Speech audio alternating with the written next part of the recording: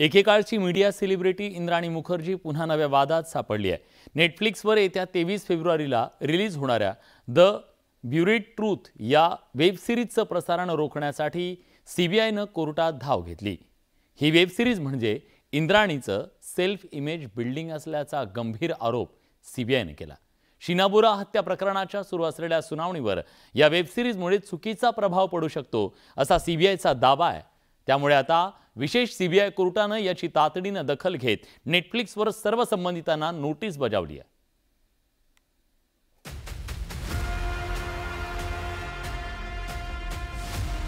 काही ना काही कारणाने काही व्यक्ती सतत चर्चेत असतात। काही आपल्या चांगल्या कामाने तर काही इतर कारणांनी वादग्रस्त ठरतात।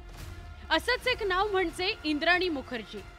मीडियाच्या सतत झोकात असलेल्या इंद्राणी विरोधात सध्या विशेष सीबीआय कोर्टात एका खटल्याची सुनावणी सुरू आहे। आपल्याच पोटी जन्म घेतलेल्या मुलीचा अर्थात शीना बोराची हत्या केल्याचा घृणास्पद आरोप इंद्राणीवर आहे।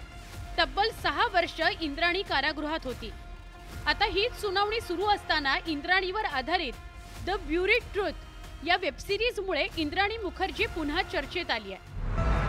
सीबीआयचे या वेब सिरीज संदर्भात नेमके काय आक्षेप आहेत बघूया। इंद्राणी ही स्वतः एका मीडिया हाऊसची मालक होती। मीडियाचा वापर करण्यात इंद्राणी एक्सपर्ट आहे। या वेब सिरीज मधून इंद्राणी स्वतःची प्रतिमा तयार करते। इंद्राणी विरोधात सक्षम परिस्थितीजन्य पुरावे असल्याचा दावा आहे। या वेब सिरीजच्या प्रोमोमध्येच स्वतः इंद्राणीच्या तोंडून खटल्यावर प्रभाव टाकणारं वक्तव्य आहे। या खटल्यात अजून अनेक महत्त्वपूर्ण साक्षीदारांची साक्ष नोंदवणं बाकी आहे। वेब सिरीज मधील सादरीकरण हे साक्षीदारांवर प्रभाव टाकणार आहे। खटला सुरू असतानाही वेब सिरीज निर्मात्यांनी संपर्क नाही केला। कोर्टातही कोणतीही माहिती सादर केली नाही।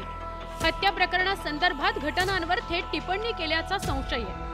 अशा परिस्थितीत खातरजमा केल्याशिवाय कोणतेही प्रसारण करणं हे प्रकरणासाठी धोकादायक असल्यानं या वेब सिरीजचं प्रसारण तात्काळ थांबवण्याची मागणी सीबीआयने केली आहे। सवाल ये है कि 23 तारीख को इसकी लॉन्च है, 23 फरवरी को इसकी रिलीज की डेट आ चुकी है नेटफ्लिक्स के ऊपर। तो आप अगर 23 तारीख को सबसे पहले व्यू करके उसको समझ के उसके बाद आप अगर कोई ऑब्जेक्शन लो कि मूवी में हमने ये कंटेंट देखा और हमको ये कंटेंट गलत लगा और आप तब फाइल करो तो then it is related also. ये कम से कम एक समझ भी सकते हैं कि मेंटेनेबल है। बट आप अभी कोर्ट में पॉइंट क्या रखोगे कि आपने मूवी देखा ही नहीं है। ऐसे पास पे भी काफी चीजें ऐसी हो चुकी है। दरम्यान कोर्टानेही सीबीआयचा हा अर्ज गांभीर्याने घेतलाय।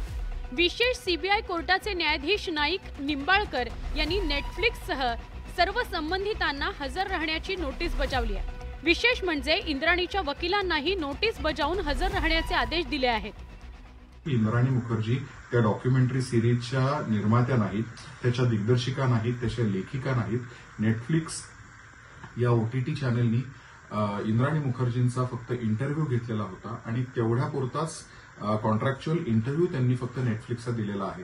याच्या पलीकडे इंद्राणी मुखर्जींचा त्या सर्व डॉक्युमेंटरीशी किंवा त्याच्यामध्ये अजून बाकी जर कुणी लोकांचे नेटफ्लिक्सने इंटरव्ह्यू घेतलेले असतील तर त्या लोकांशी कोणत्याही प्रकारचं संभाषण वा संवाद हा झालेला नाही।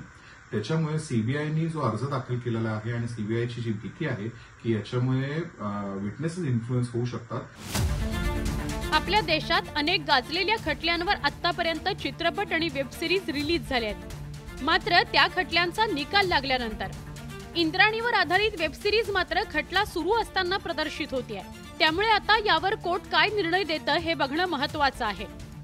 मुंबईहून प्रशांत बागसह ब्युरो रिपोर्ट, न्यूज 18 लोकमत। या सगळ्या घडामोडींसोबत महामुंबई या बुलेटिनमध्ये आपण इथेच थांबतोय। ब्रेक नंतर जाणून घेणार आहोत बातम्यांचा आढावा माझी सहकारी प्राजक्तासोबत। कुठे जाऊ नका, पहा फक्त न्यूज 18 लोकमत।